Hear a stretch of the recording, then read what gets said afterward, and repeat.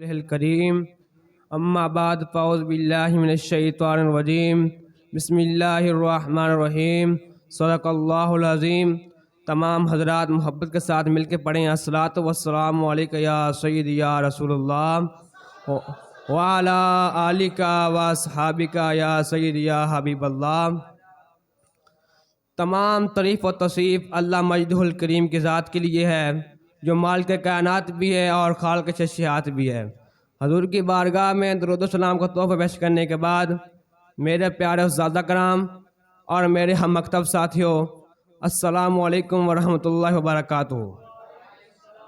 آج میری تقریر کا موضوع ہے کہ بے شک ہر مشکل کے ساتھ آسانی ہے۔ جناب علی وقار، ہر انسان کی زندگی میں کبھی نہ کبھی مشکلات آتی ہی رہی ہے، مگر انسان کو ان مشکلات سے گھبرانا نہیں چاہیے بلکہ ڈٹ کر ان مشکلات کا سامنا کرنا چاہیے، کیونکہ یہ مشکلات تو انسان کی کامیابی کی سیڑھی ہوتی ہے۔ جیسے صادق حسین نے کچھ اس انداز میں فرمایا، تندی باد مخالف سے نہ گھبرا اے عقاب، یہ تو چلتی ہے تجھے اونچا اڑانے کے لیے۔ اس بات کو صحیح انداز میں سمجھنے کے لیے ہم قصہ یوسف علیہ السلام کا مطالعہ کرتے ہیں، جیسے احسن القصہ کیا گیا ہے۔ جب یوسف علیہ السلام کو بادشاہی کا خواب دکھایا تو باپ کو پتہ چل گیا کہ ایک موجودہ نبی ہے اور دوسرا مستقبل کا نبی ہے، مگر دونوں کو ہوا نہیں لگنے دی۔ یہ کیسے ہوا؟ خواب خوشی کا تھا مگر چکا غم کا چلا دیا۔ حضرت یوسف علیہ السلام 2 کلومیٹر دور کنویں میں پڑے ہیں، خوشبو نہیں آنے دی کہ اگر خوشبو آ گئی تو باپ رہ نہیں سکے گا، جا کے نکوا لے گا۔ جبکہ بادشاہ کے لیے سفر اسی کنویں کا لکھا تھا۔ سمجھا دوں گا تو اخلاقی طور پر بہت برا لگتا ہے کہ ایک باپ اپنے بیٹے کو بادشاہ بنانے کے لیے کنویں میں دھکا دے کر درخت کے پیچھے جھانک رہا ہے کہ قافلے والوں نے اٹھایا ہے یا نہیں، یہ سارا انتظام اپنے ہاتھ میں رکھا۔ اگر یوسف کے بھائیوں کو پتہ ہوتا کہ اس کنویں میں گرنا بادشاہ بننا ہے اور وہ یوسف کی مخالفت کر کے اسے بادشاہ بنانے میں اللہ کی طرف سے استعمال ہو رہے ہیں، وہ ایک دوسرے کی منتیں کرتے کہ مجھے دھکا دے دو، مجھے دھکا دے دو۔ جب آپ عزیز کے گھر میں گئے تو خوشیاں بڑے ماحول سے اٹھا کر جیل میں ڈالے گئے۔ جب جیل کے ساتھی کو خواب کی تعبیر بتائی تو بچ جانے والے سے کہا کہ بادشاہ کے دربار میں میرے کیس کا ذکر کرنا۔ میں مناسب وقت تک جیل میں رہنے کی سکیم کے تحت شیطان نے اسے بلا دیا، کیوں شیطان بھی اللہ کی سکیم کو نہ سمجھ سکا اور استعمال ہو گیا۔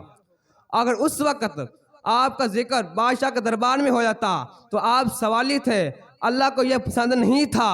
اس کی سکیم میں یہ تھا کہ بادشاہ سوالی بن کر آپ کے پاس آئے۔ اللہ رب العزت نے بادشاہ کو خواب دکھا کر سوالی بنایا۔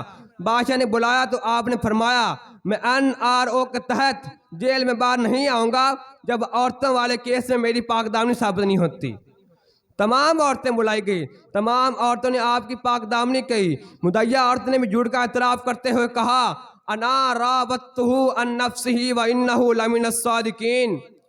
وہی قید جو بادشاہ کو آپ کے دربار میں لایا، وہی قید حقہ کر کے آپ کے بھائیوں کو آپ کے دربار میں لایا اور دکھا دیا یہ وہی بے بس معصوم بچہ ہے جس کو تمہاری حسد نے بادشاہ بنا دیا۔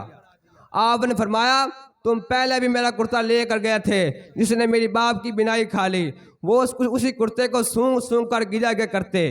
آپ یہ دوسرا کرتا لے جاؤ، یہ کھوئی ہوئی بینائی واپس لے آئے گا۔ اب یوسف نہیں، یوسف کا کرتا مصر سے چلا تو کنعان کے سرا مہک اٹھے۔ حضرت یعقوب علیہ السلام بول اٹھے، انی لاجد ریح یوسف لولا ان تفندون، کہ تم مجھے سٹایا ہوا نہ کہو کہ میں ایک بات کہوں، مجھے یوسف کی خوشبو آ رہی ہے۔ سبحان اللہ، جب اللہ نے چاہا تو 2 کلومیٹر دور خوشبو نہیں آنے دی، سب سوئچ آن ہوا تو مصر سے کنعان خوشبو سفر کر گئی۔